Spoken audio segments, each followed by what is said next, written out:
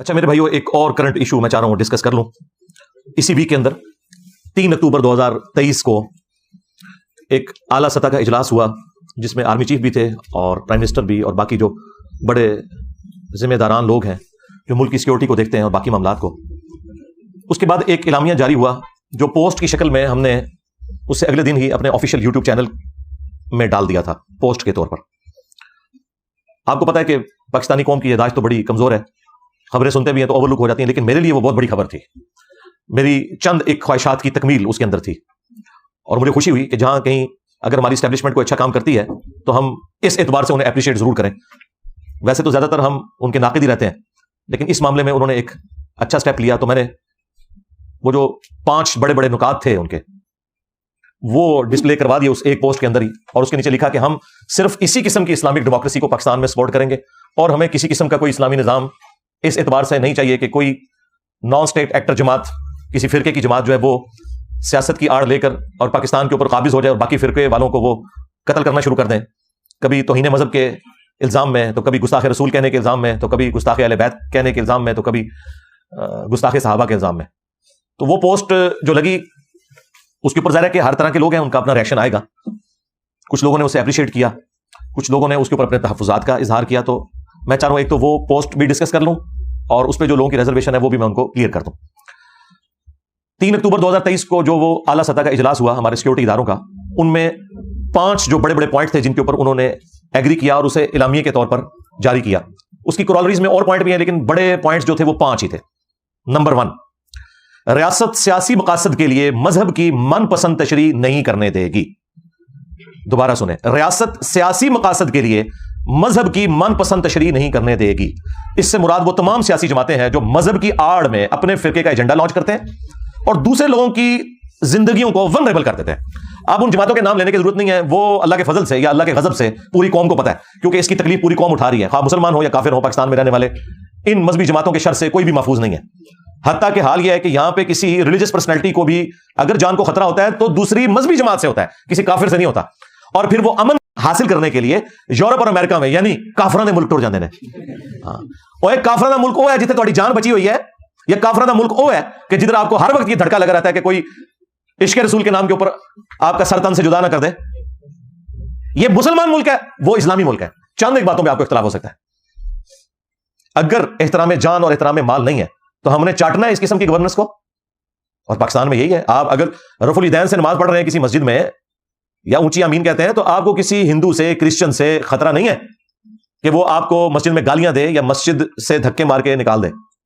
ان سے خطرہ ہے. آج آپ ایک نان مسلم کو اسلام کی دعوت دیتے ہوئے نہیں ڈرتے، اور نہ آپ کو اس سے کوئی خطرہ ہوتا ہے، کیونکہ آپ کو پتا کہ یہ سنے گا کہ یہ ہمارا دین ہے، وہ اپنا پوائنٹ آف ویو سامنے رکھے گا. لیکن کسی مسلمان کو قرآن کی آیت بتاتے ہوئے یا بخاری مسلم سے نماز کا طریقہ بتاتے ہوئے، رکوع میں جاتے وقت اور رکوع سے اٹھتے وقت رفع الیدین، آپ ڈرتے ہیں کہ یہ کتے کی طرح مجھے کاٹ نہ لے.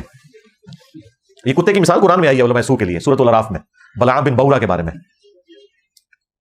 اور سنن ابی داؤد کے اندر بھی نبی اسلام نے فرمایا میری امت میں ایسے گروہ پیدا ہوں گے کہ جس طرح باولا کتا کسی کو کاٹ جائے اس کے ایک ایک ریشے تک اس کا اثر پہنچ جاتا ہے نا، اس قسم کی بدعت ان گروہوں میں پیدا ہو جائیں گی. تو یہ کون سا باولا کتا ہے جو کسی مسلمان کو کاٹ جائے اور اس میں بدعت پیدا ہو جائے؟ یقیناً وہ کتا اسی نسل کا ہوگا جسے مولوی کہا جاتا ہے. ظاہر ہے کوئی اسکواش کا پلیئر تو نہیں نا جو کسی کو بدعت سکھائے گا، کوئی کرکٹ کا پلیئر تو بدعت نہیں سکھائے گا نا، کوئی مولوی سکھائے گا نا کسی فرقے کا. اور اس کے اوپر اجماع ہے. آپ ریلوے سے پوچھے وہ کہیں گے ہاں یہ دیوبندی ہیں وہ باولے کتے. دیوبندیوں سے پوچھے وہ کہیں گے ریلوی ہیں. سنی سے پوچھے وہ کہیں گے شیعہ ہیں. شیعہ سے پوچھے وہ کہیں گے سنی ہیں. جب یہی بات میں کہتا ہوں کہتے ہیں گالیاں دے رہے ہیں، اور بھائی تمہارے اس کے اوپر آلریڈی اجماع ہوا ہے. ہم تو ساری باتوں کو بیک وقت انڈورس کرتے ہیں کہ سارے صحیح کہہ رہے ہو. بالکل بالکل تھوڑے نالا. تو یہ ریاست سیاسی مقاصد کے لیے مذہب کی من پسند تشریح نہیں کرنے دے گی. بہت اچھی بات ہے جی، شکر ہے آپ کو خیال آیا کہ یہ ریاست ان لوگوں کے ہاتھوں یرغمال بن چکی ہے جو اپنی من پسند تشریح کرتے ہیں، ہر ایک کے اوپر گستاخی کے فتوے لگاتے ہیں. حالانکہ حال یہ ہے کہ اپنے بزرگوں نے چشتی رسول اللہ پڑھایا ہوا ہے. ہاں اے زخم میں چل رہا ہے تھوڑا کینسر بنا دینا ہے. اشرف تھانوی رسول اللہ پڑھوایا ہوا ہے، مناظرے کیے ہوئے ہیں، آج تک کر رہے ہو. اب میرے ڈر سے آگے کہہ رہے ہیں کتابیں بدل گئی ہیں. ہاں دیکھ لو پھر کیسے قابو آئے نے. میرے نبی سا ہے ہی کوئی نہیں، تیرے بابے تھے شاہ ہی کوئی نہیں، تے بابے تو ہی ہوں دستبردار ہو گئے تھے الحمدللہ.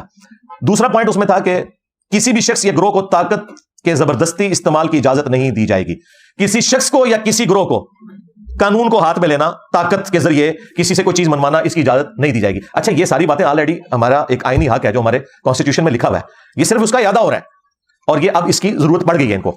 چلیں ہمارا بھی سال بھلا ہو جائے گا اس حوالے سے. تو بالکل ہم کہتے ہیں, ہم تو شروع دن سے کہہ رہے ہیں کہ صرف فوج کا کام ہے کہ وہ جہاد اور قتال والے معاملات کے اندر لے کے چلے, اور ود ان کنٹری پولیس کا کام ہے جو سول ایجنسی ہے, یا کبھی یہاں سول گورنمنٹ نے رینجرز کو بلانا ہو تو وہ بلائیں, ادروائز کسی سیاسی یا مذہبی جماعت کا یہ کام نہیں ہے کہ وہ اپنا جہادی ونگ بنائے اور اس کے ذریعے جہاد کس کے خلاف کرے, مسلمانوں کے خلاف. ہاں فرانس تک تو انہوں نے پہنچ نہیں سکنا, یورپ تک تو پہنچ نہیں سکتے, یہاں نہ ہمارے بینک چھوڑتے ہیں یہ, نہ ہماری گاڑیاں چھوڑتے ہیں, نہ ہمارے مکان چھوڑتے ہیں. میں نے آج تک کوئی عاشق رسول نہیں دیکھا سو کالڈ جو لبیک یا رسول اللہ کہہ کے اپنے موٹر بائک کی ٹینکی میں جو ہے نا وہ آگ لگا دے. تو آڈے موٹر سائیکل ساڑیں گے, اے ندی حالت ہے. تو کسی کو اجازت نہیں دی جائے گی کہ وہ اس طریقے سے زبردستی یہ کرے. اب یہ لادہ بات ہے کہ یہ سارے کام ہماری اسٹیبلشمنٹ کی مرضی سے اور ان کی سرپرستی میں ہوتے رہے, یہ تو ایک حقیقت ہے, اور یہ وہ حقیقت ہے جو ہم پہلے دن سے آپ کو بتاتے ہیں. آج جو آ کے ہماری پوسٹوں کے نیچے کامنٹس کرتے ہیں پی ٹی آئی کے لوگ, نون لیگ کے لوگ, ایسے لوگوں کو شرم کرنی چاہیے. تم لوگ مجھے بتاؤ گے کہ اسٹیبلشمنٹ کا سیاست میں کوئی کردار نہیں ہونا چاہیے؟ سب سے زیادہ اسٹیبلشمنٹ کے ہاتھوں جو لوگ یوز ہوئے ہیں وہ ہمیں بتائیں گے. بھائی ہم تو اس وقت تمہیں سمجھا رہے تھے جب تمہارا پرائم منسٹر جو ہے وہ اسٹیبلشمنٹ کے ساتھ مل کے مخالفین کو جیلوں میں گزارا تھا. آج وہ خود جیل میں گیا تو تمہیں یاد آ گیا کہ فوج کا سیاست میں کوئی کردار نہیں ہونا چاہیے. 2018 کے الیکشنز کو کس طرح مینج کیا گیا, 2014 کے دھرنے کیسے ہوئے, اس وقت تم لوگوں کو خیال نہیں آیا. آج ہمیں بتا رہے ہیں جی بھائی اسٹیبلشمنٹ کو آپ یہ سپورٹ کر رہے ہیں, ان کا تو یہ کردار ہے, مجھے بتا رہے ہیں. دیکھو ہم تو 2012-13 کی میری ویڈیوز یوٹیوب کے اوپر اپلوڈ ہیں جب آپ لوگوں کو پتہ ہی نہیں تھا, اور اس وقت ہماری جہادی تنظیم میں ایسٹ ہوتی تھی فوج کا, جماعت الدعوہ, باقی تنظیمیں. میں اس وقت بھی ان لوگوں کے خلاف بولتا تھا کہ یار یہ کام غلط ہو رہا ہے, یہ تمہارے گاٹے فٹ ہوں گے. یہ تو 2015-16 میں آ کے ان کو جب ہوش آئی, پھر ڈان لیگز ہوئی, FATF حافظ اللہ آیا, پھر ان کو خیال آیا, اچھا وہ بھی سانو گورے نہیں دسنا ہے کہ بندے پتر بن جاؤ. گوروں نے جب ان کو بتایا, تلوار لٹکی, تو پھر ان کو خیال آیا کہ نہیں نہیں یار یہ تو اب کام بڑھ گیا, اب ہم نے یہ کام نہیں کرنا. پھر ضرب عزم شروع ہوا, رد الفساد شروع ہوا, اور یہ کرتے کرتے. اس لیے آپ دیکھیں جب یہ لوگ سیم پیج پہ تھے نا, چیئرمین پی ٹی آئی اور ان کی جماعت اور اسٹیبلشمنٹ, 2021 کے اندر جب ان سارے لوگوں کی گردنوں میں سریے تھے, اس وقت میرا انٹرویو ریکارڈ کیا تھا حقیقت ٹی وی والوں نے, اور اس وقت حقیقت ٹی وی خود ان کا ایک ماؤتھ پیس تھا, آپ سمجھ لیں, اسٹیبلشمنٹ کا.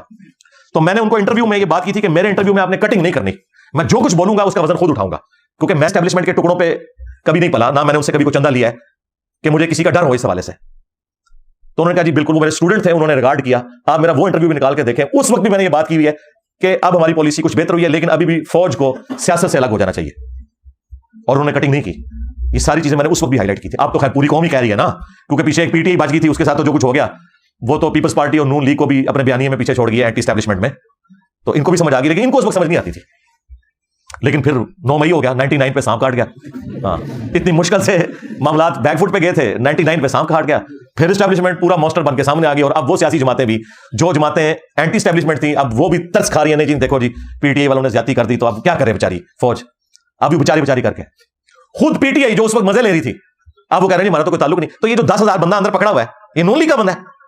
ہم لوگ نہیں ان کی شکلیں پہچانتے, یہ کون لوگ ہیں جو آگ لگا رہے تھے فوجی تنصیبات کے اوپر جا کے. مس میرج تو ہوا ہے, جب ان کو اس کی ہیٹ فیل ہوئی تو اب انہوں نے اعلان برات کر دیا, لیکن وہ معاملہ تو اب بگڑ گیا. اور دیکھ لیں جتنے مولوی خان صاحب کو پھونک چڑھاتے تھے, ایک بندہ بھی ان کی حمایت میں سامنے نہیں آیا. میں نے 9 مئی کی رات کو لائیو سیشن کے اندر سیدھا آرمی چیف کو مخاطب کر کے کہا تھا کہ یہ جو کچھ زیادتی ہوئی ہے, یہ بچے ہیں, ان کو معاف کر دیں, اور اگر آپ کہتے ہیں ہم نے ان کو پکڑنا ہے تو ان کے ان بڑوں کو پکڑو جن کے اعلیٰ کار بنے تھے. ان بچوں کا کیا قصور ہے, یہ تو بیچارے ملک کی محبت میں یوز ہوئے تھے, اور ان کو تم نے ڈی ٹریک کیا تو آج انہوں نے آگے تمہیں کاٹ لیا. اور اگر اپنے بڑوں کو نہیں پکڑ سکتے تو ان بچوں پر رحم کہو یار چھوڑ دو ان کو. صرف میں نے جرت کی, کدھر کے طارق جمیل صاحب, ہاں امت کا رہنما ملا اتنے عرصے بعد. اور بھائی چڑھتے سورج کو سلام ہوتا ہے. ٹروتھ لور جو ہے نا, وہ نہیں دیکھتے کہ سورج چڑھ رہا ہے یا ڈوب رہا ہے, وہ حق کی آواز کو بلند کرتے ہیں. تو میں نے اسی وقت کیا, بار بار کیا, آج پھر کر رہا ہوں کہ اگر آپ اپنے بڑوں کو سزا نہیں دے سکتے, چھوڑ دیں باقیوں کو بھی, معاف کر دیں. ٹھیک ہے, اگر آپ کہتے ہیں کہ نقصانات ہوئے ہیں, اس سے زیادہ نقصانات ہماری اسٹیبلشمنٹ کر چکی ہوئی ہے اپنی غلط پالیسیز کی وجہ سے. صرف مشرف نہیں جو پاکستان کو نقصان پہنچایا نا, امداد ہمیں 5 یا 6 ارب ڈالر ملی ہے, لیکن نقصان ہم 50 ارب ڈالر سے زیادہ کا اپنا کروا چکے ہیں. تو بس ٹھیک ہے یار, اگر تمہارے بڑوں نے اتنا نقصان کیا ہے, یہاں پہ عوام سے بھی کوئی تھوڑا بہت کوئی مس ہینڈل ہو گیا تو ٹھیک ہے یار, درگزر کرو. اور اگر اپنے بڑوں کو سزا نہیں دیتے, ان کو سزا دیتے ہو, تو ظاہر ہے پھر عوام میں کبھی بھی تمہارے لیے محبت کے جذبات پیدا نہیں ہوں گے. یہ تو ہم صرف سمجھا رہے ہیں, ہم نے کوئی پارٹی نہیں بنانی, جتھا نہیں بنانا, روڈ بلاک نہیں کرنی, صرف زبان سے کہنا ہے. مانیں گے ٹھیک ہے, نہیں مانیں گے تو اپنی مرضی. خان صاحب کو بھی ہم بہت سمجھاتے تھے کہ آپ یہ غلط طرف جا رہے ہیں, نہیں سمجھ آئی, اب ان کو سمجھ آ گئی ہے, لیکن اب فائدہ نہیں ہے. مجھے تو وہ اب چھوٹتے ہوئے نظر نہیں آ رہے, جس کیس میں ان کو ڈال رہے ہیں وہ, تو وہ سائفر کیس میں, تو وہ جسٹیفائی ہوں گے سزا دینے میں بھی, لے جائیں گے اس طرف. تو مجھے تو نہیں نظر آ رہا, لیکن اللہ کرے کو معاملات بہتری کی طرف جائیں, ہم تو صرف دعا ہی کر سکتے ہیں, سیدھی سی بات ہے. اچھا اس میں ایک دو باتیں اور بھی کرتا ہوں, باقی پھر 3 پوائنٹ میں کور کر کے اسے کلوز کرتا ہوں ٹاپک کو. ایک تو یہ کہ یہ بڑی چیز ہے انصاف کے لیے کہ آپ اپنے بڑوں کو بھی سزا دیں, اس کے بعد پولیٹیکل لیڈرز یا ان کے ماننے والوں کو سزا دیں. یہ پہلی میری ڈیمانڈ ہے. دوسری ڈیمانڈ میں جو اکثر کرتا رہا ہوں مختلف ویڈیوز میں, 14 اگست کے اوپر تو اکثر میں یہ بات کرتا ہوں کہ ہر کوئی خدا کے لیے اپنا کام کرے. یعنی یہ جو ہمیں ایک شوق چڑھا ہوا ہے عدلیہ کو کہ وہ آ کے پارلیمنٹ میں دخل دے, فوج جا کے عدلیہ میں دخل دے, اور عدلیہ جا کے جو ہے وہ فوج کے معاملات کو دیکھے, کبھی ان کو سپورٹ کرے, کبھی خلاف ڈسیزن دے دے. بھائی اپنے اپنے کام کرو, ہر بندہ اپنا کام کرے تو ملک آگے چلے گا. ادروائز دوسرے کے کام میں اگر آپ لچ فرائی کریں گے تو بھائی آپ اپنا کام بھی صحیح طریقے سے نہیں کر سکیں گے. اور اس کے لیے میں نے کہا تھا کہ ملک میں اگر آپ نے اسٹیبلٹی لانی ہے تو آپ ایک چارٹر لکھ لیں, چارٹر آف ڈیموکریسی. اس میں بھلے اسٹیبلشمنٹ بیٹھے, فوج بھی بیٹھے, عدلیہ بھی بیٹھے, پولیٹیکل لیڈرز بھی بیٹھے, ساری جماعتوں کے, اور یہ ڈیسائیڈ کر لیں کہ ہماری اکانومی کی لائن اب آندہ 25 سال کے لیے 5 دفعہ جو اسمبلیاں اپنا وقت پورا کریں گی, ہماری اکانومی کی لائن یہی رہے گی. کوئی سیاسی جماعت دوسری سیاسی جماعت کے اوپر اکنامک پالیسی کا بلیم نہ دے, سارے مل کے پالیسی بنائیں کہ آج اگر پی آئی اے کو ہم نے پرائیویٹائز کرنا ہے تو کرنا ہے. یہ نہیں ہے کہ پی ٹی آئی جو ہے وہ بیچ میں اپنا لچ فرائی کر دے کہ نہیں یہ ہو جاتی ہو رہی ہے, جب خود آئے تو پھر اور بات کرنا شروع کر دیں, نون لیگ کی حکومت آئے تو اور بات کرنا شروع کر دیں, اور جب اپوزیشن میں جائے تو اور بات کرنا شروع کر دیں. صرف پوائنٹ اسکورنگ, یہ کام نہ ہو. ایک ڈیسیژن ہو, سارے اسے فالو کریں. اور اسی میں چارٹر آف اکانومی لکھا جائے اور چارٹر آف ڈیموکریسی, یہ 2 چارٹر لکھ لیے جائیں کہ ایک دوسرے کی حکومتوں کو نہیں الٹیں گے, اور اکانومی کے پوائنٹ آف ویو سے ایک آپ لائن لیں گے, تاکہ یہ آندہ سے یہ معاملات اس طریقے سے نہ بگڑیں. 5 دفعہ اسمبلیاں پوری شرافت کے ساتھ اپنا وقت پورا کریں. اس طریقے سے نہیں کہ آپ پرائم منسٹرز کو کبھی پوری قوم کو آپ نے لگایا کہ جناب یہ اتنا بلینز آف ڈالرز جو ہے وہ فلاں لیڈر لے گیا اور اینڈ پہ آپ کو ایک کامہ ملا. ٹھیک ہے, تو میں کہتا ہوں یار یہ کروڑوں روپے ملک کے ضائع کیے, اگر کام ہی نکالنا تھا اس میں سے. ٹھیک ہے, تو اس طرح کرنے کی بجائے نا آپ اصول اور انصاف کے اوپر معاملات کو لے کے چلیں, بجائے یہ کہ اپنے پولیٹیکل گینز کے لیے آپ کبھی مذہبی جماعتوں سے دھرنے کروائیں, پھر انہیں پیسے بانٹیں. ٹھیک ہے, پھر وہ اس وقت بھی آ جائیں جب آپ کو ضرورت نہ ہو, پھر آپ ان کے اوپر کریک ڈاؤن کریں, جب کریک ڈاؤن ہو تو پھر وہ ملک بند کر دیں اور یہ تماشا لگا رہے. تو چارٹر آف ڈیموکریسی اور چارٹر آف اکانومی یہ لکھا جائے, پالیسی سیم چلتی رہے. تیسرا پوائنٹ جو پچھلے دنوں یہ جڑملا والا واقعہ ہوا جس میں 18 کے قریب گرجے جلے, وہ تو خیر کلیم بہت زیادہ بڑا فکر کر رہے ہیں. اور اس وقت ہمارے جو پنجاب کے آئی جی ہیں ڈاکٹر عثمان صاحب, انہوں نے تو بتایا کہ 6000 کے قریب نفری پیچھے تیار تھی جس نے یہ سارا معاملہ اور آگے بھڑکانا تھا, اس لیے ہم نے اس وقت معاملے کو ٹھنڈا کیا. تو مجھے اس وقت بھی بڑا یعنی غصہ آیا اس کے اوپر کہ یار یہ قوم کس طرف جا رہی ہے. بہرحال اب انہوں نے وہ جن 6000 بندے تھے ان کی لسٹیں پوری بنا لی ہوئی ہیں, انہوں نے وہ ایک ایک کر کے ساروں کو قانون کے کٹہرے میں لے کے آئیں گے. اور میں نے اس وقت بھی ریکویسٹ کی تھی کہ یار آپ نے ضرب الف شروع کیا, آپ نے رد الفساد کیا, ایک رد النفاق بھی کریں. یہ منافق ہے, یہ پاکستان کے ساتھ بھی منافقت کر رہے ہیں نان اسٹیٹ ایکٹر, اور اسلام کے ساتھ بھی منافقت کر رہے ہیں, عوام کو دھوکہ دے رہے ہیں. ان کے خلاف ایک آپریشن لانچ کریں, رد النفاق. وہ الحمدللہ اب نام اس کا جو بھی وہ رکھیں, بال رد النفاق شروع ہو گیا. جائے میں تمہیں 10 دیں انشاءاللہ. اب یہ وقت کے ساتھ حالات بہتری کی طرف جائیں گے انشاءاللہ. اور چوتھی چیز اس میں جو میں نے وہ بیانیے میں بات کی تھی رد النفاق کے بعد, کہ جو پھر بندے پکڑے جائیں ان کو پھر عدالتوں کے ذریعے سزائیں دلوائی جائیں, اور یہ فوری انصاف ہو. فائز عیسیٰ صاحب بھی وہاں پہنچے تھے, اب تو خیر وہ چیف جسٹس بن گئے. جڑملا واقعے کے فوراً بعد وہ پہنچے تھے وہاں پر, اب انہی کے پاس کیسز لگنے ہیں. تو اب کسی چیز کو بھی بالے طاق رکھتے ہوئے جو صحیح ڈیسیژن بنتا ہے وہ کریں. آج تک پاکستان کی تاریخ میں جتنے نان اسٹیٹ ایکٹرز نے اس طرح کی حرکتیں کی ہیں نا, الٹیمیٹلی بڑی عدالتوں سے جا کے چھپ جاتے ہیں.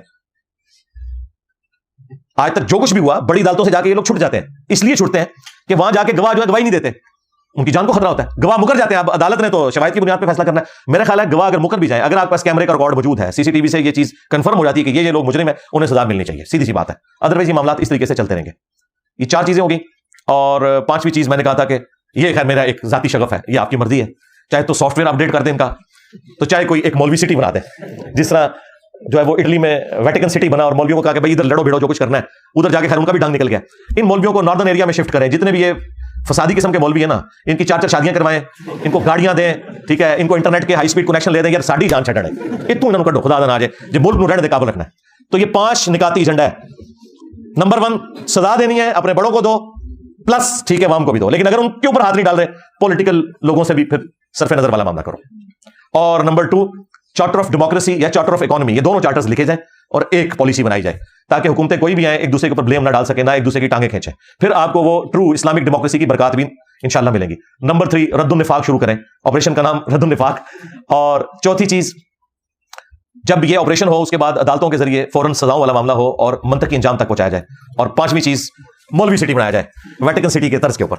خیر یہ ساری باتیں میں نے ساتھ اس اعتبار سے ڈسکس کر دی کہ کانسیپٹ کلیئر ہو جائے. تو 2 پوائنٹ ہم ڈسکس کر چکے ہیں اس اعلامیے میں. ایک, ریاست سیاسی مقاصد کے لیے مذہب کی من پسند تشریح نہیں کرنے دے گی. دوسرا, کسی بھی شخص یا گروہ کو طاقت کا زبردستی استعمال کرنے کی اجازت نہیں دی جائے گی. نمبر 3 اقلیتوں کے حقوق اور مذہبی آزادی اسلام اور آئین پاکستان کا حصہ ہے. اور ظاہر بالکل ہے, یہ پاکستان کے جھنڈے میں جو وائٹ نشان ہے یہ غیر مسلموں کے لیے, خواہ وہ غیر مسلم قادیانی ہوں, خواہ وہ غیر مسلم جیوز ہوں, کرسچنز ہوں یا ہندو ہوں. زندگی کا حق نہیں آپ ان سے چھین سکتے. عقیدے کا اختلاف، علمی اختلاف اپنی جگہ، وہ آپ نے کرنا ہے، ڈنکے کی چوٹ پہ کرنا ہے۔ تم لوگ تو ختم نبوت کے نام کے اوپر صرف چندے کھاتے ہو نا۔ علمی جواب قادیانیوں کے علمی وظائف کے صرف میں نے دیے ہیں۔ آج بھی یوٹیوب پہ مجھے بتائیں کسی بھی ختم نبوت کی تحریک کی کوئی علمی ویڈیو دکھائیں، زیادہ سے زیادہ یہ کہیں گے جی وہ ٹوائلٹ میں مر گیا، بس اس قسم کے ان کے پاس اعتراضات ہوتے ہیں۔ علمی بات کوئی نہیں کی سوائے میرے، درجنوں ویڈیوز ہیں میری قادیانیوں کے خلاف۔ انہوں نے صرف، اور انہوں نے بھی اینٹی قادیانی کام کیا، ختم نبوت پہ تو کسی نے بھی نہیں کام کیا۔ ختم نبوت اس دن ہوگا ہاں جس دن چشتی رسول اللہ، اشرف رسول اللہ پہ بھی یہ لوگ بات کریں گے جتنے چندے لے کے کھا رہے ہیں، اسی شہر سے نکلتے ہیں جہاں سے کتابیں چھپ رہی ہیں، ادھر دھرنا نہیں دیتے، مصیبت ہماری جان کو ڈال دیتے ہیں۔ تو یہ جو اقلیتوں کے حقوق ہیں بالکل ان کی حفاظت ہونی چاہیے۔ یہ all over the world Pakistan کے لیے بدنامی کا معاملہ بنا ہوا ہے۔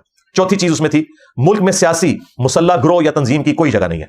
یعنی پہلے لوگ یہ سیاست کی آڑ میں چھپ جاتے تھے کہ جی ہماری سیاسی جماعت ہے نا، جس طرح ایم کیو ایم سیاسی جماعت بنائی ہوئی تھی، ساتھ ایک ونگ بنایا ہوا تھا مسلح قسم کا، اس کی آڑ میں چھپ جاتا تھا۔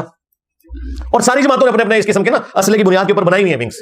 پیپلز پارٹی نے بھی بنائی ہوئی ہے، جماعت اسلامی نے بھی بنائی ہوئی ہے، اور آپ اور چھوڑ دیں یار یہ جو آپ کو بڑی شریف تنظیمیں نظر آ رہی ہے، دعوت اسلامی کی بھی ہے ایک سنی تحریک کے نام کے اوپر، وہ اس طرح کے جو لوگ ہیں ان کے حوالے کرتے ہیں۔ وہ یہ ٹی ایل پی تو اب آئی ہے نا، اس سے پہلے سنی تحریک تھی، اور ادھر بھی دیکھ لیں آپ تبلیغی جماعت بالکل ٹھیک ہے، لیکن دوسری طرف سپاہی صحابہ، لشکر جنگوی، اور پولیٹیکل جماعت میں مولانا فضل الرحمان صاحب، ہاں ہر جگہ انہوں نے اپنی سیاسی بھی معاملات رکھے ہوئے ہیں، ساتھ مسلح معاملات بھی رکھے ہوئے ہیں، اور ساتھ ایک تبلیغی سامنے ایک وہ بھی ونگ رکھا ہوا ہوتا ہے لوگوں کی آنکھوں میں دھول جھونکنے کے لیے۔ تو یہ انہوں نے کلیئر کہا کہ ملک میں سیاسی مسلح گروہ کی کوئی اجازت نہیں جائے گی، یعنی کوئی سیاسی جماعت بھی ہے نا وہ یہ نہیں کہہ سکتی کہ جی ہم تو الیکشن میں حصہ لے رہے ہیں لہٰذا کیا مسئلہ ہوا اگر ہم نے ساتھ کوئی اسلحہ رکھ لیا ہے، نہیں، یہ اسلحہ لے کے کل کو آپ لوگ دارالحکومت کے اوپر چڑھ دوڑیں گے اور مصیبت بن جائیں گے باقی لوگوں کے لیے۔ اور پانچواں جو اعلامیہ تھا وہ یہ تھا کہ طاقت کا استعمال صرف اور صرف ریاست کا دائرہ اختیار ہے۔ یہ جو ہم اکثر کہتے ہیں کہ یار یہ فوج اور پولیس کا کام ہے کہ وہ امن کو اسٹیبلش کریں، نہ کہ یہ ہے کہ مولوی اسلحہ ہاتھ میں لے کے تو وہ جا کے فلموں کی اور دکانیں توڑنا شروع کر دیں، جا کے جو کچھ لال مسجد کے اس میں ہوا، پھر اس کے ریونج میں آپ دیکھ لیں ظلم بھی ہو گیا، اور وہ پھر ہم نے اس کے بعد خود کچھ حملے بھی بھگتے۔ ظاہر ہے لال مسجد میں جو کچھ ہوا ان کی طرف سے تو مس ہینڈلنگ ہوئی، اس وقت کی اسٹیبلشمنٹ سے بھی مس ہینڈلنگ ہوئی، اور اس کی ہیٹ پھر ہم آج تک محسوس کر رہے ہیں۔ تو یہ 5 پوائنٹس تھے جو اس میں ڈسکس کیے گئے، اور اس کے بعد انہوں نے کہا کہ اب ہم جو اس حوالے سے سائبر کرائم اور یہ ساری چیزوں کو اسٹیبلش کریں گے اور لوگوں کو پکڑ کے سزائیں دیں گے۔ اور میں تو سمجھتا ہوں کہ یہ ایک ہمارے صبر کا ہمیں پھل ملا ہے، اور آواز بلند کرنے کا یہ ایک نہ ایک دن یہ ہونا تھا۔ اور یہ اب ریاست جب ٹھان لیتی ہے کسی معاملے کو، تو آپ دیکھ لیں ڈالر دیکھ لیں پھر آیا نا 307 سے نیچے، کیونکہ ریاست نے یہ فیصلہ کر لیا کہ بھائی یہ غلط ہو رہا ہے، یہ کام نہیں اب ہونے دینا۔ پہلے وہ ریاست میں بیٹھے ہوئے لوگ تھے جو ان ساری اسمگلنگ کو سپورٹ کرتے تھے، یہ سب کچھ وہی انہی کی سرپرستی میں ہو رہا ہوتا تھا۔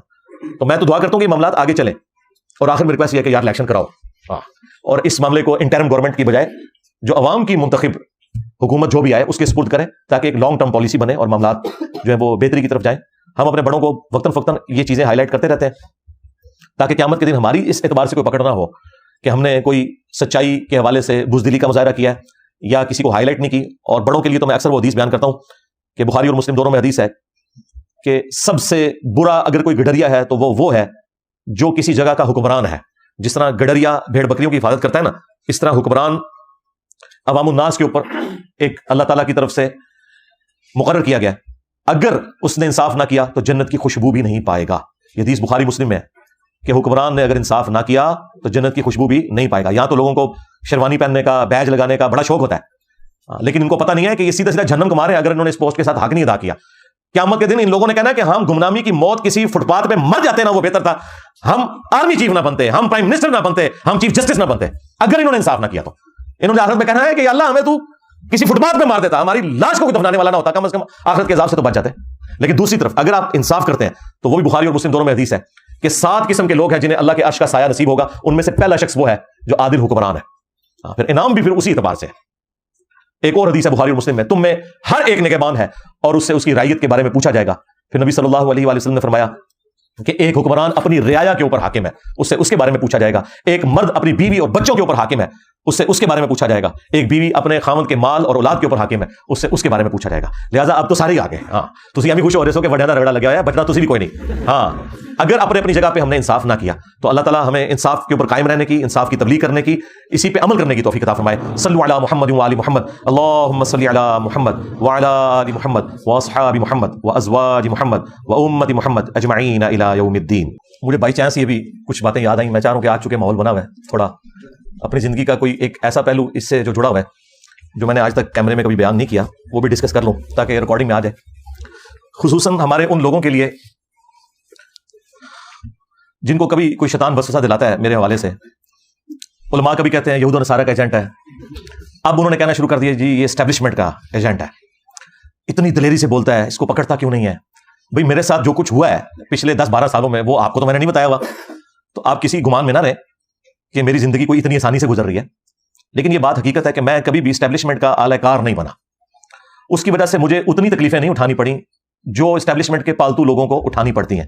یہ آپ کو جتنے صحافی یا پولیٹیکل ونگ کے لوگ نظر آ رہے ہیں یہ سارے کے سارے اسٹیبلشمنٹ کے بینیفیشری ہیں، ان کی تنخواہوں پہ رہے ہیں. اب تنخواہیں تو ان سے کھاتے رہے، جب ان کی ناراضگی ہوئی، وفاداری کسی اور کے ساتھ انہوں نے نبھانی شروع کی تو ان کو غصہ آیا تو ظاہر ہے وہ پکڑ کے انہیں نامعلوم افراد میں داخل کریں گے. قانوناً غلط کر رہے ہیں، لیکن میں آپ کو جو دنیاوی طور پہ جسٹیفیکیشن ہے وہ بتا رہا ہوں. قانوناً تو میں کسی بھی ایکسٹرا جوڈیشل ایکٹیویٹی کے حق میں کبھی بھی نہیں رہا، خواہ وہ کوئی ریاستی ادارہ کرے یا کوئی مذہبی جماعت کرے یا کوئی بھی کرے. قانون اور آئین کی حکمرانی ہونی چاہیے. لیکن میرے ساتھ الحمدللہ شروع سے ایک غیرت والا ایلیمنٹ اٹیچ رہا کہ میں نے کبھی بھی کسی کے اعلی کار بننے سے ہمیشہ انکار کیا، نہ کسی پولیٹیکل جماعت کا ساتھ دیا نہ کسی ریاستی ادارے کا. البتہ اگر میری کوئی بات کسی پولیٹیکل لیڈر کے حق میں گئی تو وہ اس وجہ سے نہیں کہ مجھے اس سے کوئی عقیدت تھی، اس کے پیچھے ریزن یہ ہے کہ میں سچائی کے لیے کھڑا ہوا کہ یار یہ اس وقت اس کے ساتھ یہ زیادتی ہے. جس طرح خان صاحب کے دور میں آپ کو پتہ ہے جب کبھی ان کے اوپر مذہبی کارڈ یوز ہوا تو میں نے ان کے حق میں آواز بلند کی، تو اس کی وجہ سے بعض لوگوں نے سمجھا کہ یہ کوئی پی ٹی آئی کے پے رول کے اوپر ہے. اور جب خان صاحب نکالے گئے اس وقت میں نے کچھ نصیحتیں کی تو اس وقت انہوں نے سمجھا شاید یہ کوئی اسٹیبلشمنٹ کا بندہ ہے، حالانکہ ایسا نہیں تھا. مجھے کبھی بھی اسٹیبلشمنٹ کے ساتھ دلی عقیدت اس لیول کی ہو نہیں سکتی کیونکہ میں خود ان کے متاثرین میں سے ہوں.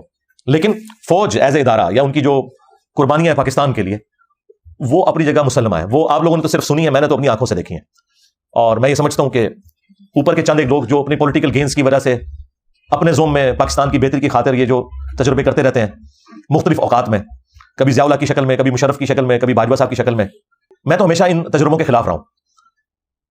اور اس کی وجہ سے مجھے مختلف اوقات میں مختلف تکلیفیں بھی اٹھانی پڑی. لیکن جو فوج کا وہ والا ایلیمنٹ ہے وہ آپ کی نظر میں بھی ہونا چاہیے کہ پاکستان میں اگر کوئی آرگنائز ادارہ ہے نا تو صرف فوج ہے. پاکستان کی یونٹی کی علامت ہے تو وہ فوج ہے، اس وجہ سے کہ کراچی سے لے کر کے پی کے اینڈ تک اور ادھر سے آپ مشرقی بارڈر سے لے کر مغربی بارڈر تک ایک ہی ادارہ ایسا ہے کہ جس میں سماوتات کا سسٹم ہے. پولیٹیکل جماعتیں تو ٹوٹی ہوئی ہیں، ایک جگہ ایک جماعت کا ہولڈ ہے، دوسری جگہ دوسری جماعت کا ہولڈ ہے. ہاں کبھی وہ جماعت تھی پیپلز پارٹی، بھٹو صاحب کا ایک پورے کا پورا ایک سارا معاملہ تھا پورے ملک کے اندر، لیکن اب ایسا نہیں ہے. تو یونٹی اس ادارے کی وجہ سے ہے. سماوتات کا جو سسٹم ہے ہمارا سی پیک کا معاملہ ہو یا باقی معاملات ظاہر ہے وہ فوج ہی دیکھ رہی ہوتی ہے، پریکٹیکلی جانے بھی وہی دے رہے ہوتے ہیں، پولیس دے رہی ہوتی ہے، عوام الناس بھی دے رہی ہوتی ہے، لیکن فرنٹ محاذ کے اوپر ظاہر فوج ہی لڑ رہی ہوتی ہے. مجھے اس وقت زیادہ احساس ہوا جب میں نے اپنی جاب کے دوران، میں یعنی 2002 میں نے ایک سینسٹیو آرگنائزیشن کے اندر جاب اپنی سٹارٹ کی نیسکوم کے اندر. اس کے اندر ایک این ڈی سی ادارہ تھا، ڈاکٹر سمر مبارک مان صاحب اوور آل ہمارے چیئرمین تھے. ان کے ساتھ بھی مجھے 1 to 1 کئی دفعہ گفتگو کرنے کا، میٹنگز اٹینڈ کرنے کا اتفاق ہوا. اور میٹنگز میں اکثر بریفنگ میں دیا کرتا تھا اپنی اسپیکنگ پاور کی وجہ سے. تو میں نے کافی چیزیں یعنی آبزرو کی وہاں پہ اپنے اداروں کے اعتبار سے. تو خیر ہمارے ٹام انرجی کے جتنے بھی ادارے ہیں عام لوگ تو ان کے بارے میں اچھا گمان رکھتے ہیں اور کسی حد تک درست بھی ہے، لیکن اتنے بھی کوئی دودھ کے دھلے ہوئے نہیں ہے. یہاں پہ بھی ظاہر ہے جو ایک حرام خوری والا معاملہ ہے وہ یہاں پہ بھی موجود ہے، اس بڑے لیول پہ نہیں لیکن چھوٹے لیول پہ تو ہے. لیکن اوور آل لوگ کمیٹڈ ہے، اس میں کوئی شک نہیں. میں نے ڈاکٹر سمر مبارک صاحب کے ساتھ یعنی جو وقت گزارا، میں نے جو سب سے بڑی چیز دیکھی، میں نے انہیں کبھی بھی نہیں پایا کہ وہ یعنی اقامت سے پہلے مسجد میں پہلی صف میں نہ ہو، خواہ وہ فجر کی نماز ہو. گرمیوں کی فجر کی نماز میں بھی وہ بندہ آدھا گھنٹہ پہلے مسجد میں پہلی صف میں بیٹھا ہوتا تھا. اس کے بعد پھر عرفان برنی صاحب بنے اور باقی لوگ جتنے ہمارے ماشاءاللہ مجھے کافی کلوزلی ان لوگوں کو دیکھنے کا موقع ملا. وہیں پر مجھے جو چیز آبزرو ہوئی جو میں کبھی بھی باہر رہ کے نہیں کر سکتا تھا، وہ فوج کا وہ پہلو ہے جو آپ لوگوں کی نظروں سے اوجھل ہے. اور وہ یہ ہے کہ پاکستان کی جتنی بھی یہ سینسٹیو آرگنائزیشن یا ان کی سائٹس ہیں جو پہاڑوں میں بنی ہوئی ہیں، پاکستان کے جو میزائل پروگرام کی سٹوریج، باقی ساری چیزیں ایس پی ڈی کے تھرو، ایس ایف سی کے تھرو، یہ ساری سیکورٹی فوج دیکھتی ہے ہماری ساری سائٹس کی. اور وہ سائٹس کلومیٹرز پہ پہاڑوں میں پھیلی ہوئی ہیں، اور وہ پہاڑ وہ ہیں کہ جہاں پہ صدیوں سے کبھی کوئی آبادی بھی نہیں تھی. اب وہاں سائٹس بنی سیکورٹی کی وجہ سے. اب ظاہر ہے کہ وہ سائٹس تو بن گئی ہیں لیکن وہ تو آماج گاہ ہیں سانپوں کی، خنزیر وہاں پہ عام پھرتے ہیں، اور اس کے علاوہ بھی کئی ایک موذی قسم کے جانور. سائٹس تو اب بن گئی ہیں، ظاہر ہے وہ شام کے وقت وہ ساری چیزیں وہاں جمع بھی ہو جاتی ہیں. کئی بار ایسا ہوا کہ ہمارے ڈرائیورز یا سیکورٹی گارڈز کے کمروں سے سانپ بھی نکل آتے تھے. ظاہر ہے پہاڑوں کے اندر اب کتنی آپ صفائی کر سکتے ہیں، اتنا کچھ مینج کریں. تو مجھے وہاں جا کے احساس ہوا، ورنہ میں یعنی کوئی چونکہ بڑوں کی پکچر میرے سامنے تھی نا، میں تو شروع سے ایک ڈیموکریٹک قسم کا بندہ ہوں، تو مجھے پالیٹکس میں جو فوج کا کردار ہے نا یہ کبھی بھی اچھا نہیں لگا. اور بچپن میں ہم بھی یعنی اسی قسم کے جذباتی پاکستانی تھے، ہمیں سمجھ ہی کوئی نہیں تھی. جب 1988 میں بے نظیر آئی اور ان لوگوں نے آئی جے آئی بنوائی، اور ہم لوگ بھی وہ جتنے وہ گندے قسم کے نعرے ہوتے تھے اسکول لیول پہ ہم بھی لگایا کرتے تھے. ہم سمجھتے تھے کہ مسلم لیگ کو یا یہ اسلامی جمہوری اتحاد کو سپورٹ کرنا یہ اسلام کی سپورٹ ہے، اور یہ جو ہے پتہ نہیں کوئی کافر ہے بے نظیر جو پہ مسلط ہو گئی ہے. وہ تو پھر ہمیں بعد میں پتہ چلا کہ یہ تو بڑے لوگوں کی گیمیں تھیں، اور وہ 90s کی تو پوری گیم جو پیپلز پارٹی اور مسلم لیگ کی جو تماشا چلتا رہا، یہ ان بچوں نے نہیں دیکھا کہ جو صرف خان صاحب کی باتیں سنتے ہیں. اس لیے ان کو نہیں پتا کہ دوسری جماعتوں نے بھی اپنے اپنے وقت میں کیا کیا تکلیفیں کاٹی ہیں ایک دوسرے سے بھی اور اسٹیبلشمنٹ سے بھی. پھر انہوں نے آ کے چارٹر آف ڈیموکریسی لکھا تھا. یہ تو آج بڑا سکون ہے اس اعتبار سے جو کچھ 90s میں ہوتا رہا. 1.5-2 سال بعد حکومت الٹ جاتی تھی اور یہ سارے معاملات ہوتے تھے. ہمیں بھی اس وقت سمجھ نہیں تھی, لیکن جب سمجھ آئی تو مجھے پتا چلا کہ یار یہ تو سارے کا سارا مسئلہ جو ہے وہ ایک ادارے کی وجہ سے خراب ہو رہا ہے. تو میرے دل میں ان کے لیے کبھی بھی کوئی اس طرح کا نرم رویہ یا جذبہ نہیں تھا. میں آپ کو جاب پہ جانے سے پہلے کی بات کر رہا ہوں. لیکن جب میں نے وہاں یہ والا اسپیکٹ دیکھا, پھر میں نے کہا یار یہ بیچارے تو ان کے آفیسر سے لے کے اسٹاف کے لوگوں تک سر کہہ کے تو ہم سے بات کرتے تھے, پھر ہماری سیکورٹی کے لیے انہوں نے سب کچھ کرنا اور اتنے اچھے اخلاق سے پیش آنا. مجھے پھر وہ والا جب اسپیکٹ سامنے آیا نا, تو پھر میں نے کہا کہ نہیں یار یہ فرق کرنا چاہیے ہمیں. جس طرح ہمیں پولیٹیکل جماعتوں میں بھی اچھے لوگوں میں اور برے لوگوں میں فرق کرنا چاہیے, مذہبی جماعتوں میں بھی, فرقوں میں بھی, ان کے عقائد میں بھی, کہ سنی کی ساری باتیں غلط نہیں, شیعہ کی ساری باتیں غلط نہیں. جو میں اچھی بات کو سپورٹ کرتا ہوں اور برائی سے آپ نے الگ رہنا. وہی جو حضرت عثمان نے ہمیں سکھا دیا ہے کہ نماز مسلمانوں میں نیکی کا کام ہے, نیکی کے کاموں میں ان کا ساتھ دو. جنہوں نے مسجد نبوی پہ قبضہ کیا ہوا ہے, صحیح بخاری 695 نمبر حدیث, برائی میں ان سے الگ رہو. حالانکہ اسٹیک پہ خلافت لگی ہوئی حضرت عثمان کی, لیکن اپنے مخالفین کے بارے میں کہہ رہے ہیں نمازیں ان کے پیچھے پڑھو, اگرچہ انہوں نے مسجد نبوی پہ قبضہ کر لیا, کیونکہ نماز تو کوئی برائی کا کام نہیں. لہٰذا پاکستانی قوم بھی دیکھے کہ اچھائی کے کاموں میں تو کم از کم اسٹیبلشمنٹ کا ساتھ دیں, فوجی قیادت کا بھی ساتھ دیں, پولیٹیکل قیادت کا بھی ساتھ دیں, پرائم منسٹر کا بھی ساتھ دیں. ہاں برائی میں لگ رہے ہیں اور اپنا پروٹیسٹ بھی ریکارڈ کروائیں, لیکن صرف دشمنی پہ اتر کے اس لیول پہ چلے جانا کہ آپ ان کے بارے میں نیگیٹو رویہ اختیار کریں. میں یہ سمجھتا ہوں یہ جو ابھی ڈیسیژن ہوا ہے, جو میں نے آپ کو 5 پوائنٹ بتائے کہ اب یہ ڈیسائیڈ ہوا ہے کہ کوئی بھی سیاسی جماعت مسلح گروہ بنا کے اس طریقے سے مذہب کی من پسند تشریح کر کے نہیں چڑھ دوڑے گی دوسرے کے اوپر, یہ بہت بڑا ایک ڈیسیژن ہے. اسی طریقے سے ابھی یہ جو ڈالرز کے حوالے سے جو کچھ ہوا ہے اچھی چیز ہے. باقی ہم وہ کہتے ہیں کہ الیکشن اپنے ٹائم پہ ہونا چاہیے, بالکل. اس میں پولیٹیکل لیڈرز کے خلاف اگر کیسز بنے ہیں تو ان بڑوں کے خلاف بھی بننے چاہیے جنہوں نے ان پولیٹیکل لیڈرز کو یوز کر کے اس طرح کے تجربات اپنی پاکستانی قوم کے اوپر کیے. وہ اپنی جگہ, وہ تو میں بار بار ریکارڈ کرواتا ہوں. لیکن یہ والا اسپیکٹ یاد رکھیں, کیونکہ میں نے دیکھا ہے کہ جب سے خان صاحب کے ساتھ یہ سارا مسئلہ ہوا ہے نا, تو پی ٹی آئی جو ہے نا وہ بہت آگے چلی گئی ہے اس معاملات میں. نون لیگ تو شاہی کوئی نہیں اس کے مقابلے میں رہی ہے کہ جس طرح کی اب یہ زبان پاکستان کے اداروں کے بارے میں استعمال کر رہے ہیں, اس سے اداروں کو تو کوئی نقصان نہیں ہونا, پاکستان کا بیڑا غرق ہو جا رہا ہے. ان کے ہاتھ میں بھائی سلطہ ہے, ان کے ہاتھ میں بندوق ہے, وہ پھر آپ کو گھروں سے بھی اٹھائیں گے. پھر آپ لوگ جو ہیں وہ جتنے بھی بنے ہوئے ہیں, اب مجھے بتائیں وہ پی ٹی آئی کے لیڈر جو کل تک کہتے تھے کہ نواز شریف بھگوڑا آتا کیوں نہیں ہے, اب میں حماد اظہر سے نہ پوچھوں کہ تو کیوں بھگوڑا ہے, آنا عدالتوں کا مقابلہ کرنا. جب تو بلاتا تھا نواز شریف کو کہ آؤ جی عدالتوں کا سامنا کرو, کیسز کا سامنا کرو, تو تم لوگ کیوں, مراد سعید کیوں بھگوڑا ہوا ہے, آؤ نا عدالتوں کا سامنا کرو نا. تو اب تمہیں اس بات کا جواب مل جائے گا کہ نواز شریف بارش سے واپس کیوں نہیں آ رہا تھا. ہاں, کیونکہ جب تک اپنی دم پہ نہ پاؤں پڑے اس وقت تک کسی کی تکلیف کا احساس نہیں آپ کو ہوتا. ہم کہتے ہیں وہ بھی غلط ہو رہا تھا, یہ بھی غلط ہو رہا ہے, لیکن یہ نہیں ہو سکتا کہ آپ اس کو جسٹیفائی کریں اور اسے غلط کہیں, یا اسے جسٹیفائی کریں اور اسے غلط کہیں. اب تو خیر خان صاحب نے خود بھی مانا ہے, خان صاحب نے کہا کہ جی میں نے نہیں نواز شریف کی حکومت ہٹائی تھی, وہ اسٹیبلشمنٹ نے ہٹائی تھی. ٹھیک ہے, یہ تو لکھ کے سپریم کورٹ میں دیا ہے خان صاحب نے, جو باتیں اتنے صافی نہیں ان سے منوا سکے, اب ان کو سمجھ آ گئی ہے. تو یہ وقت کے ساتھ چیزیں لرن کرتے ہیں, اب ہماری اسٹیبلشمنٹ بھی سیکھ رہی ہے. پر میں اپنے والے سے آپ کو بتا دوں کہ مجھے پہلے نمبر پہ قرآن و سنت ہے, اس کے بعد پاکستان کا آئین ہے, اور اس کے بعد کوئی ریاستی ادارہ یا سیاسی جماعت ہوگی. جو بھی غلط کام کرے گا ڈنکے کی چوٹ پہ کہوں گا غلط ہے, یہ کام ٹھیک ہو رہا ہے, یہ کام غلط ہو رہا ہے. تو مجھے جو اپنی جاب سے ریٹائرمنٹ لینی پڑی, اس میں بھی انڈائریکٹلی میرے ساتھ بھی ایک لیول کی ایک زیادتی ہوئی جس کی وجہ سے مجھے لینی پڑی. خیر اس شان میں سے اللہ نے خیر نکالا کہ میری خواہش تھی, ویسے تو میں الٹا بھی لٹک جاتا. میں جس پوسٹ پہ تھا 19 گریڈ میں اور ایک ٹاپ لیول کے اوپر, تو مجھے تو انہوں نے کبھی بھی ریٹائرمنٹ نہیں دینی تھی جب تک کہ میں اپنے 25 سال سروس کے پورے نہ کرتے. وہ تو پھر اللہ کی طرف سے کرنا ہوا. یہاں پہ کوئی ہماری ایک ایجنسی کو سیکورٹی کلیئرنس کر رہی تھی, تو وہ اس کے نیچے جو وہ رپورٹیں لکھنے والے ہیں نا, وہ کوئی بریلوی تھا کٹر قسم کا. اچھا, یہ میں بات کر رہا ہوں 2016-17 کی. اس نے نا رپورٹ میں مجھے لکھ دیا کہ اس کا تعلق جو ہے لشکر جھنگوی سے ہے, دیوبند کے. اب میرا دیوبند کے ساتھ کبھی بھی کوئی ہمدردی کا رشتہ نہیں رہا, ایٹ لیسٹ جہادی تنظیموں کے ساتھ.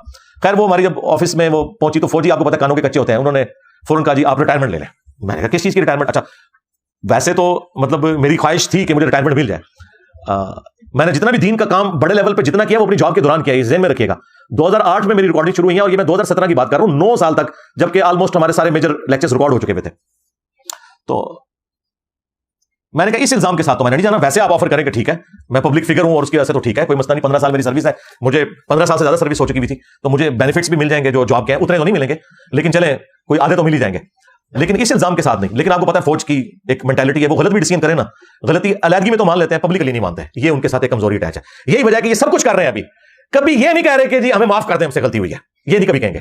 ویسے کبھی کسی صحافی سے دلائیں گے جی ماضی میں ہم سے بھی غلطیاں ہوئی, معافی نہیں مانگیں گے, یہ ان کی ایک مینٹالٹی ہے. معافی کے لیے صرف ڈاکٹر عبد القدیر صاحب ہی تھے, ان کو قربانی کا بکرا بنایا. معافی کے لیے صرف پولیٹیکل لیڈرز ہی بچے ہوتے ہیں.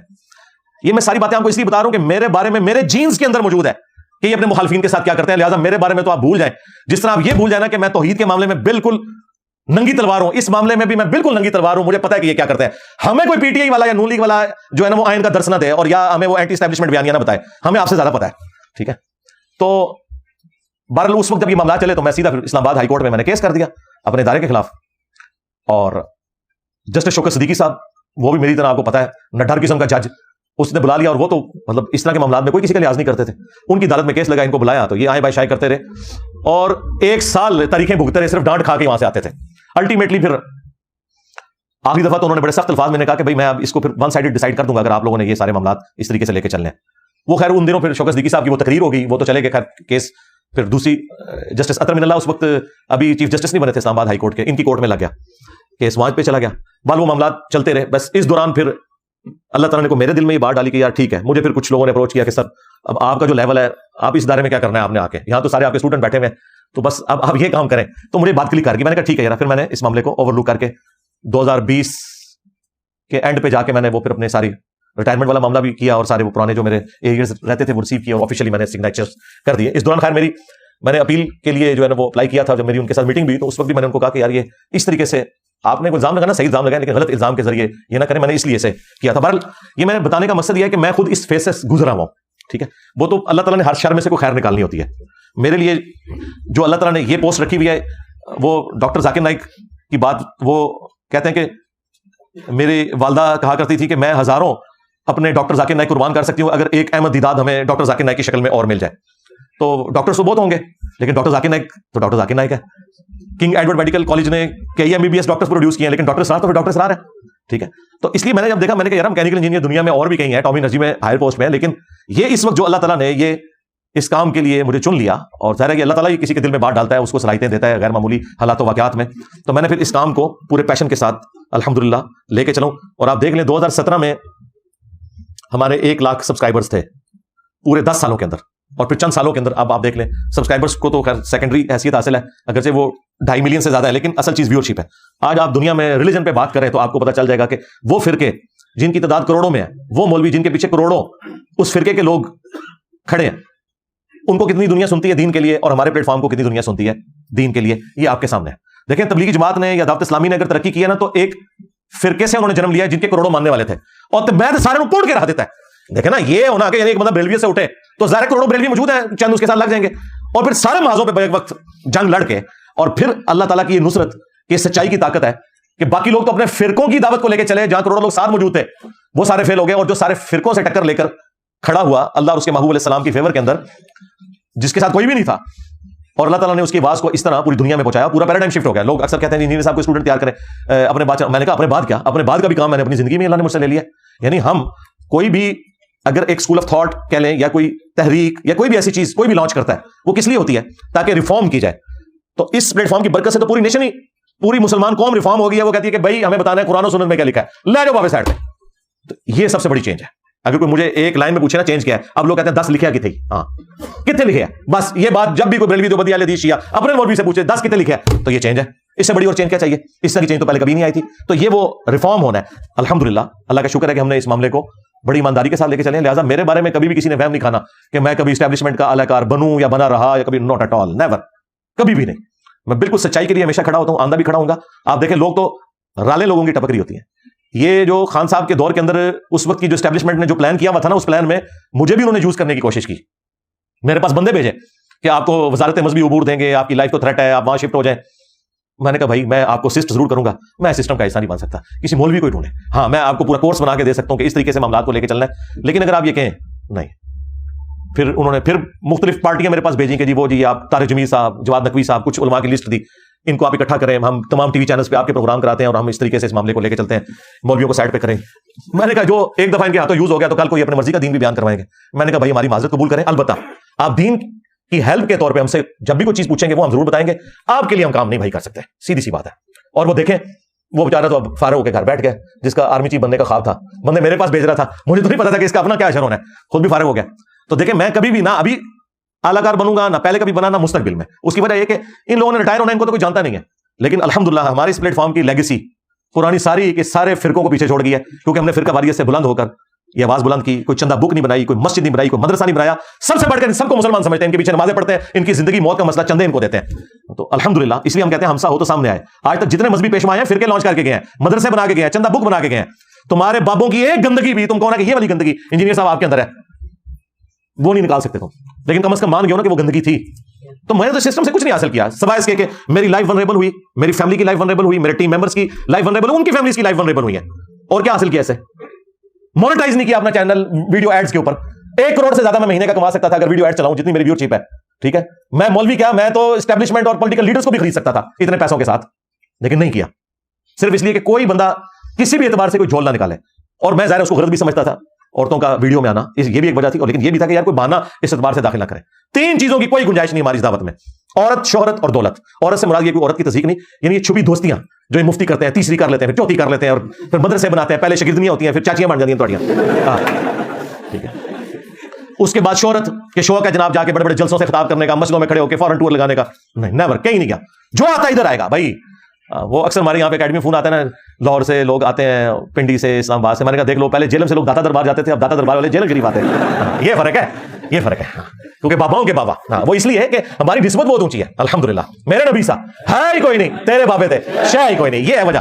ختم نبوت کی برکت سے جو کام شفٹ ہوا تھا. تو عورت, شہرت اور دولت, یہ 3 فتنوں سے اگر آپ بچ جائیں تو میرے بھائی زمین و آسمان کی ساری جو نیگیٹو قوتیں ہیں, شیاطین مل کے آپ کو نقصان نہیں پہنچا سکتے. جب بھی ڈرل ہوگا نا, یہ دیکھیں جتنے انٹرنیشنل اسپیکر نام لیے بغیر, کسی کو کوئی زنانی لڑ گئی ہے, ہاں, کسی کو شہرت لڑ گئی ہے, کسی کو دولت لڑ گئی ہے, اور پوری زندگی دین کا کام کر کے آخر میں ذلیل ہو گئے بڑھاپے میں جا کے. یہ نہ سمجھے کہ کوئی بیڈ لک ہوئی ہے ان کے ساتھ, بیڈ لک نہیں ہوئی ہے, یہ رزلٹ ابھی نکلنا تھا. کام یہ شروع سے اسی طریقے سے کر رہے ہوتے ہیں.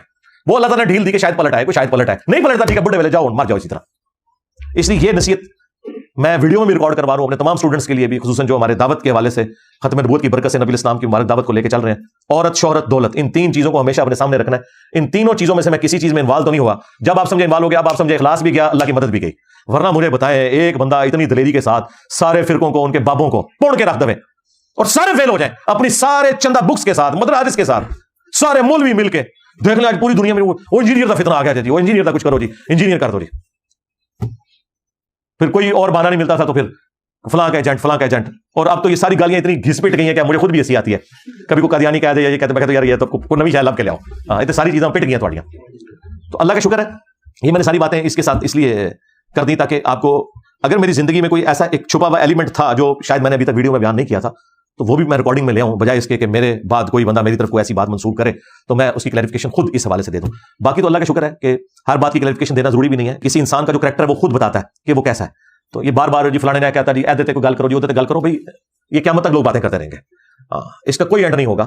بات یہ کہ اوور آل ڈاکٹرن دیکھیں, اگر آپ کو اس سے بہتر کوئی پلیٹ فارم نظر آتا ہے, ہم یہ نہیں کہہ رہے کہ آپ وہاں جائیں, ہمیں بھی لے جائیں ساتھ. ہاں, اگلی بات کریں گے. یہ حوصلہ کسی میں نہیں ہے. لوگ تو کہتے ہیں انجینئر کو سننا نہیں, اور انجینئر صاحب یہ کہہ رہے ہیں کہ اگر کوئی اس سے اچھی جگہ ہے جہاں پہ لوگ قرآن, بخاری, مسلم, دین کی بات کر رہے ہیں ریفرنس کے ساتھ, آپ وہاں اٹیچ ہو, مجھے بھی ساتھ لے جائیں. ہاں, میں بھی ادھر اٹیچ ہو جاؤں, اس کو لا کے ہم یہاں بٹاتے ہیں. تو یہ اس لیے کہ ہم اپنی کاز کے ساتھ مخلص ہیں. مجھے کیوں کسی سے جیلسی ہوگی؟ میں تو چاہتا ہوں کہ ہر گلی سے انجینئر نکلنا چاہیے جو اپنے نبی الاسلام کا مجاہد بن کر ختم نبوت کی برکت سے قرآن و سنت کی دعوت عام کرے, بجائے یہ کہ بزرگ بابوں کو لے کر چلے. سیدھی سی بات ہے. صلوا علی محمد و آل محمد, اللہم صلی علی محمد وعلی آل محمد واصحاب محمد وازواج محمد وامت محمد اجمعین الی یوم الدین.